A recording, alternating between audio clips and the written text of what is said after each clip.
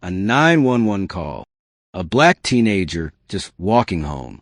A white woman sees him. No reason needed, just fear masked as vigilance. The police arrive, stop him, search him as if he were a criminal.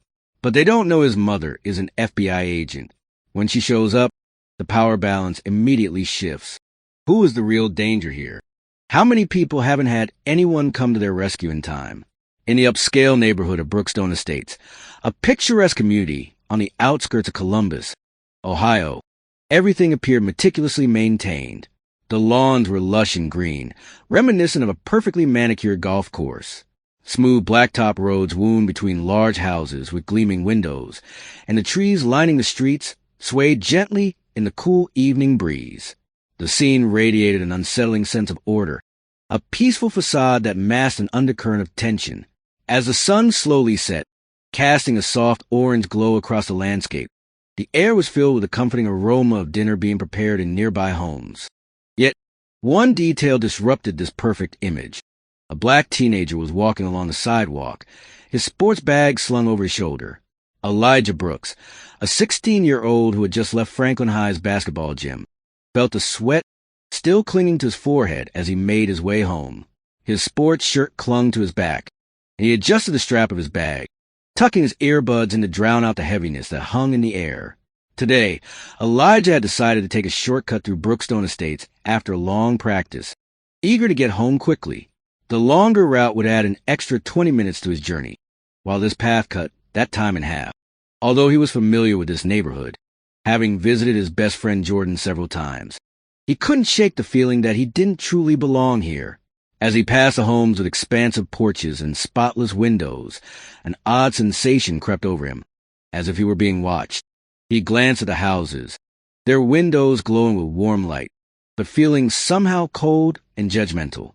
A small dog in the distance barked twice before abruptly stopping, as if sensing the shift in the atmosphere. Elijah's heart began to race as he quickened his pace, trying to free himself from the unease that enveloped him. He looked up at a house on the left, where the light flickered before going dark. Taking a deep breath, he attempted to dismiss the nagging thoughts in his mind, convincing himself he was merely imagining things. Meanwhile, inside that very house, Linda Cartwright sat on a cream-colored velvet chair, cradling a steaming cup of Earl Grey tea. Her gaze wandered over the serene neighborhood outside, where the last rays of sunlight stretched across the immaculate streets, reflecting off the hoods of expensive SUVs. Having lived in Brookstone Estates for over 15 years, Linda was well acquainted with the rhythms of the neighborhood, knowing who jogged in the mornings, who walked their dogs in the afternoons, and who received packages every Tuesday. Yet today, a sense of unease washed over her as she observed a tall, broad-shouldered black teenager walking briskly down the street. He didn't move like the usual residents, nor did he stroll casually like the affluent kids in the area. Instead, he walked decisively, radiating an energy that felt out of place. Linda furrowed her brow, never having seen him before. She leaned forward in her chair, her heart racing as a thought struck her. He was scouting the area. Panic surged through her, an instinct honed from years of living in what she believed to be a safe neighborhood reserved for families like hers. As she watched him glancing around, occasionally looking over his shoulder, Linda's mind raced with worry. What if he was planning something? What if her community, her haven, was at risk? She had read too many stories about thefts and crime, stories that warned against complacency.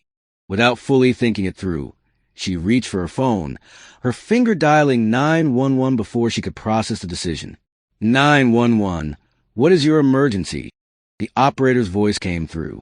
I want to report a suspicious person, Linda said, her voice tinged with urgency. Can you describe the individual? The operator asked. A black teenager, she replied, hesitating for a moment. I've never seen him before. He's walking through my neighborhood, looking around as if he's checking out the houses. Has he made any threatening moves? Does he have any weapons? The operator probed. No, but he's carrying a bag. I don't know what's in it, Linda admitted, a knot of anxiety tightening in her chest. Did you see him try to enter any houses? The operator continued. Not yet, but I just think. I can't be sure. Isn't it better if the police come and check it out?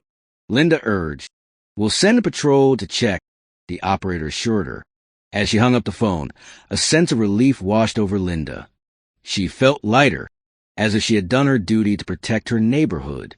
But as she returned her gaze to the window, watching the teenager continue on his way, a new thought crept in. Was she overreacting? Pushing that thought aside, she reassured herself that the police would simply ask a few questions and send him on his way. If there was a real issue, at least she had acted to keep her community safe. What Linda didn't realize was that her call had set something in motion that could change a life. A decision made out of fear that could potentially crush a young boy's evening. She gripped her phone tightly, its weight a false sense of security against the unease creeping into her heart. The anticipation lingered, an unsettling certainty that she had done the right thing. Yet the doubt remained. As she took a sip of her now-cold tea, the familiar comfort of the drink failed to ease the tension building within her. As the police car approached, Elijah felt a knot tighten in his stomach. He glanced over his shoulder, spotting the flashing red and blue lights reflecting off the smooth pavement. The siren's wail cut through the evening air, and he froze in place, heart racing. 2 officers stepped out, their uniforms crisp against the backdrop of the upscale neighborhood. Officer Daniel Bennett, a middle-aged man with muscular build and a stern demeanor, walked towards Elijah, followed by his younger partner, Luis Rodriguez. Both officers had their hands resting near their belts, where their weapons were holstered. The atmosphere turned heavy as Bennett called out, "Stop right there." Elijah stood still, gripping the strap of his duffel bag tighter. He could feel the weight of their gazes on him, a mixture of scrutiny and authority. Slowly, he removed his earbuds, trying to keep his voice steady. "What's going on, officer?" Bennett took another step closer, his eyes narrowing.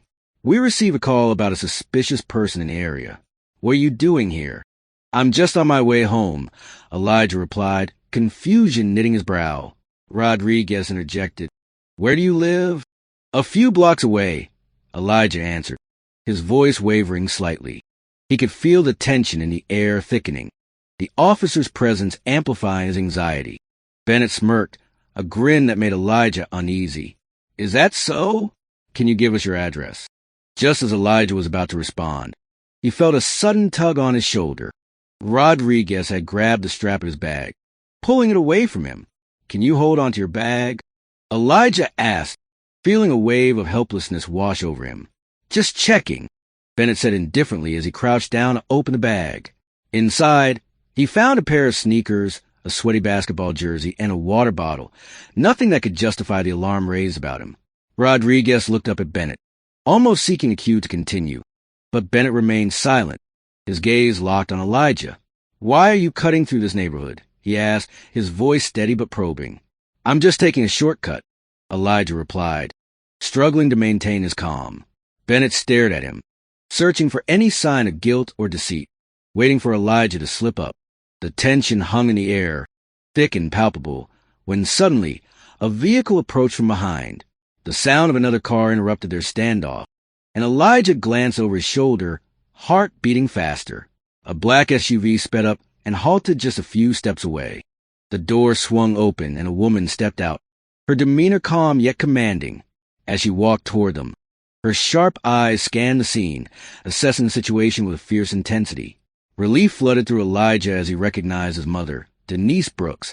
But the officers were unaware that she was not just any mother, she was an FBI agent. Denise approached with purpose, her heels clicking against the pavement, cutting through the charged atmosphere like a knife. She could see her son standing on the sidewalk, tense and still, flanked by 2 officers, one gripping Elijah's bag and the other standing protectively in front of him, hand hovering near his holster. "What's going on here?" Denise asked, her voice calm but laced with authority. Bennett glanced at her, his expression hardening momentarily as he recognized her. "We got a call about a suspicious person in the area," he explained, trying to maintain control of the narrative. "He says he's on his way home, but we need to verify." Denise's gaze locked onto Bennett's. "A suspicious person?" she repeated, each word dripping with disbelief. "Suspicious in what way?" Bennett hesitated, the certainty in his voice wavering as he tried to defend his position. "He's carrying a bag," looking around, as if he's scouting the area. Denise turned her head toward Elijah. "What's in your bag?" she asked firmly. "My sports gear, Mom," Elijah replied, his voice steady despite the tension. Denise nodded, then turned back to Bennett, her eyes piercing. That's what he told you, right? Bennett didn't respond, and Denise pressed on, her voice unwavering. Then why are you still holding my son's bag? Rodriguez attempted to soften the situation. We're just checking to make sure. Denise cut him off, her tone sharp. You said you received a call about a suspicious person. I want to know exactly what makes a 16-year-old wearing sports gear and carrying a gym bag suspicious. Rodriguez opened his mouth, but the words failed him. The silence stretched, thick with unspoken truths, as both officers felt the weight of Denise's authority. Do you have children, Officer Bennett? She asked pointedly. Bennett, slightly taken aback, replied, I don't see how that's relevant. It is relevant, Denise asserted, her voice steady but firm. If one day your child was treated like a suspect for simply walking home, would you still consider that protocol? The question hung in the air, a challenge that Bennett struggled to answer. Rodriguez glanced at his partner, sensing the tension rising. Denise turned her attention to Elijah's bag, her demeanor resolute. You've checked the bag, verified his identity. There's no reason to hold this boy any longer, she stated, her voice unwavering. Bennett clenched his jaw, his authority slipping away. Rodriguez, sensing the shift, quietly handed Elijah's bag back, the gesture heavy with unspoken apologies. As the police officers turned to leave, the tension began to dissipate. Denise placed a hand on Elijah's shoulder, giving it a gentle squeeze. Are you okay? She asked, her voice softening. Elijah nodded, but the confusion in his eyes lingered, a reminder of the evening's events. As the officers walked away, Linda, who had been watching from her porch, stood frozen, her face pale as she realized the implications of her actions. The weight of her decision hung heavily in the air, a stark reminder of the consequences that could arise from a single call. As the police officers turned to leave, the tension that filled the air began to lift, but not without leaving its mark. Denise's heart raced as she faced Bennett and Rodriguez, her protective instincts kicking into high gear. Let's be clear, she said, her voice steady yet filled with an underlying intensity. You treated my son as if he were a criminal simply for walking home. What do you think would have happened if I hadn't shown up? Bennett remained silent, his posture stiff as he tried to maintain his authority, but he could feel the weight of Denise's gaze pressing down on him. Rodriguez, visibly shaken, shifted his weight from one foot to the other, unsure how to respond to the growing confrontation. Have you ever considered, Denise continued, her tone unwavering, how many black children are treated like this every day? How many families have to live in fear that their child might not come home simply because someone felt uneasy? Bennett's expression hardened, but deep down he felt the truth of her words, a discomfort creeping into his conscience. Denise took a step closer, her eyes narrowing. This isn't just about protocol. It's about people's lives. It's about the assumption that a black boy with a backpack is somehow threatening. Elijah stood to the side, watching the exchange unfold, his heart pounding in his chest. He felt a mix of pride and fear as he saw his mother stand up for him. Yet the reality of the situation weighed heavily on him. He had been targeted, not for anything he had done, but merely because of the color of his skin. Do you know how many times I've had to teach my son how to behave in a situation like this? Denise pressed on, her voice rising slightly. How to avoid making any sudden movements. How to respond if he's ever stopped by the police. This isn't a normal conversation for a mother to have with her child. Bennett shifted uncomfortably, his grip tightening on his holster. We were just following the call we received, he said, his voice low and defensive. And that's the problem. Denise shot back, her frustration boiling over. You act without thinking, without questioning the motives behind that call. You don't see the person standing in front of you. You only see the color of their skin. The silence that followed was thick with tension, and the weight of Denise's words hung in the air. Rodriguez glanced sideways at Bennett, his eyes betraying uncertainty. It was clear that the interaction was spiraling beyond what either officer had anticipated. Denise turned to Elijah, her expression softening for a brief moment. You're not a suspect, Elijah. You're a child, and you have every right to walk home without fear. Her voice carried a warmth that contrasted sharply with the harshness of the moment. Elijah nodded, his heart swelling with gratitude for his mother's support, but still feeling the sting of the encounter. He looked back at the officers, a mix of confusion and disappointment clouding his features. "You need to understand," Denise continued, addressing Bennett and Rodriguez directly, "that your actions have consequences. You might walk away from this, but my son will carry this experience with him for the rest of his life." Bennett's jaw tightened, but he couldn't muster a response. The gravity of the situation was sinking in, and he was beginning to grasp the reality of the fear and trauma that families like Denise's face daily. As the officers turned to leave, Denise's voice rang out one last time. "If you don't change the way you approach situations like this, you will continue to perpetuate a cycle of fear and injustice." With that, the patrol car rolled away from Brookstone Estates, leaving behind a lingering tension that would resonate within everyone present. Denise placed a reassuring hand on Elijah's shoulder, grounding him amidst the swirl of emotions. "Are you okay?" she asked softly, concern etched on her face. "I'm fine," Elijah replied, though the uncertainty in his eyes told a different story. They stood together in silence, the weight of the evening pressing down on them. As they walked toward their SUV, Elijah couldn't shake the feeling that this was just one of many encounters he would face in a world that often saw him as a threat rather than a boy on his way home. Behind them, Linda stood on her porch, her heart heavy with guilt and realization. She had called the police, and the consequences of that call had unfolded before her eyes. The complexity of her actions began to dawn on her, and the haunting truth of the night would linger in her mind long after the police had left. Denise and Elijah climbed into the SUV, the comforting hum of the engine starting to drown out the noise of the world outside. But the silence within the car felt different, thick with unspoken fears, and the shared understanding that their lives had changed that evening in ways they could never fully articulate. Denise sat in the driver's seat, her hands gripping the steering wheel tightly as the SUV rolled away from Brookstone Estates. The tension of the evening still clung to her, a palpable reminder of the confrontation they had just endured. As they drove in silence, she could feel Elijah's eyes on her, searching for reassurance. "Mom, what if you hadn't gotten here in time?" Elijah's voice was small, tinged with fear that resonated deep within her. It was a question she had dreaded, one that reflected the harsh reality of their world. Denise's heart sank as she considered his words. She had known this day would come, the moment when her son would realize that the world didn't treat everyone equally. "I did come," she replied, her voice steady but laced with the weight of truth. "But it shouldn't have to be that way.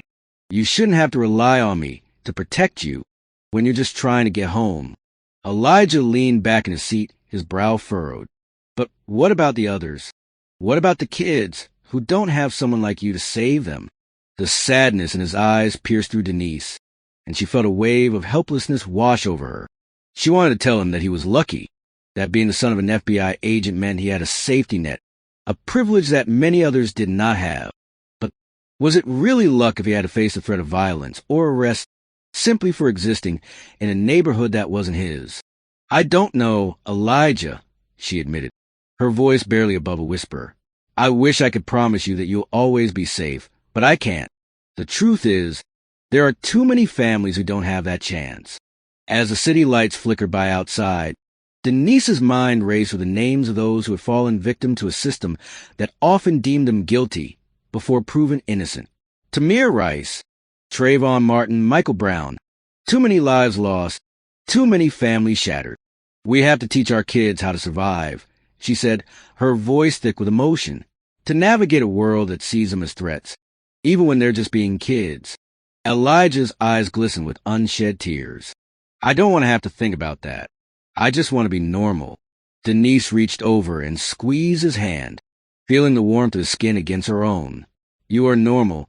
Elijah, you're a good kid, and you deserve to walk home without fear. But we have to be realistic about the world we live in." The silence returned, wrapping around them like a heavy blanket, each lost in their thoughts. They drove through streets that felt more threatening than before. The words of the officers echoed in Denise's mind, just following protocol. But this was not just about protocol. It was about lives, about children, about her son. "Mom, do you think they'll ever change?" Elijah asked quietly, breaking the silence once more. "You think people will stop seeing me as a threat just because of my skin color?" Denise took a deep breath, the weight of the question pressing heavily on her heart. I hope so, Elijah. I hope that one day people will see you for who you are, not the color of your skin. But change takes time, and it often comes from difficult conversations like the one we just had. Elijah nodded, but the uncertainty in his expression lingered. It just doesn't seem fair. No, it isn't, Denise agreed, her voice filled with empathy. But we have to keep pushing for change, for understanding. We can't let fear dictate how we live or how we treat each other. As they approached their home, the familiar sights of their neighborhood brought a sense of comfort. But the evening's events had shifted something within both of them. They were forever changed by the realization of the dangers that lurked beyond their front door. Denise parked the SUV and turned to Elijah, her expression softening. I want you to know that I'll always be here for you. We'll face these challenges together. You're not alone in this. Elijah managed a small smile, though it didn't quite reach his eyes. Thanks, Mom. As they stepped out of the car, the weight of the night still lingered, but Denise felt a flicker of hope. Perhaps, through their shared experiences and conversations, they could begin to change the narrative one small step at a time. Meanwhile, Linda remained in her home, staring out at the street where the confrontation had unfolded. The guilt weighed heavily on her heart as she replayed the events in her mind. She had acted out of fear, but now she was left with the haunting realization of the potential consequences of her actions. The world outside seemed unchanged, yet Linda felt a shift within herself. She had never considered how her perception of safety could threaten the lives of others. As the SUV drove away, she knew this moment would forever alter her understanding of her own biases and the responsibilities that came with them. Denise and Elijah walked into their home, and while the night was still, the echoes of the day's events would resonate in their hearts, a reminder of the work that lay ahead for them and for the community around them. As Denise and Elijah stepped into their home, the warmth of the familiar surroundings enveloped them, but the weight of the day's events lingered in the air like a thick fog. The once comforting space now felt charged with an uneasy tension, a stark contrast to the usual tranquility of their evenings together. Denise moved to the kitchen, her mind racing with thoughts about the confrontation. She poured herself a glass of water, the sound of the liquid filling the glass echoing in the stillness. Elijah followed her, leaning against the counter, his expression reflective. Mom, he began, breaking the silence. What happens now? Do you think things will really change? Denise paused, considering his question. I hope so, Elijah. But change doesn't happen overnight. It takes time and a lot of hard work. We can't be silent about what happened today. We have to keep talking about it, raising awareness. But what if no one listens? Elijah asked, his voice tinged with frustration and fear. What if people just keep calling the police on kids like me? Denise felt her heart ache at his words. That's why it's so important for us to share our story. It's not just about you. It's about everyone who has faced this kind of treatment. We need to educate others, challenge those biases, and demand accountability. Elijah nodded, but uncertainty still clouded his eyes. It just feels like such a big problem, and I'm just one person. Every person counts, Denise replied, moving closer to him. Your voice matters. You have the power to make a difference, even if it feels small. Change starts with conversations like this. Conversations that challenge the status quo. Elijah took a deep breath, trying to absorb her words. I just don't want to be seen as a threat. I just want to be me. I know, sweetheart, Denise said softly, her heart swelling with pride for his resilience. You are so much more than that. You're kind, smart, and talented. Don't let anyone take that away from you. We'll work together to change how people see you and others like you. As they stood in the kitchen, the weight of the day's events felt a little lighter, bolstered by their commitment to each other and the fight ahead. Denise knew that this was only the beginning of many difficult conversations they would have, but she also knew that they would face them together. Later that night, as the house settled into quiet, Denise sat down with her laptop, determined to write about their experience. She wanted to document the incident, to share with others, to spark discussions about race, bias, and the importance of community. Meanwhile, Elijah retreated to his room, the glow of his bedside lamp casting a warm light as he opened his journal.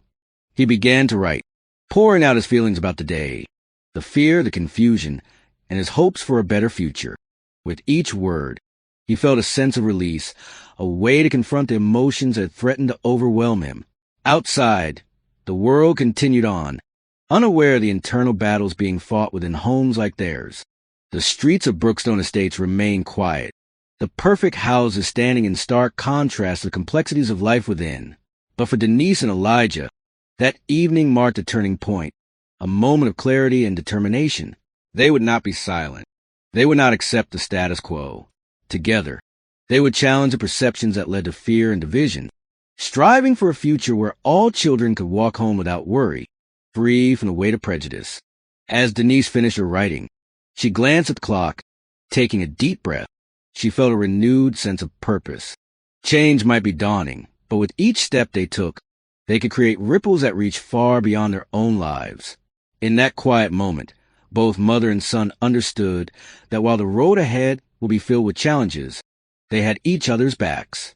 And in a world that often tried to divide them, that connection would be their greatest strength.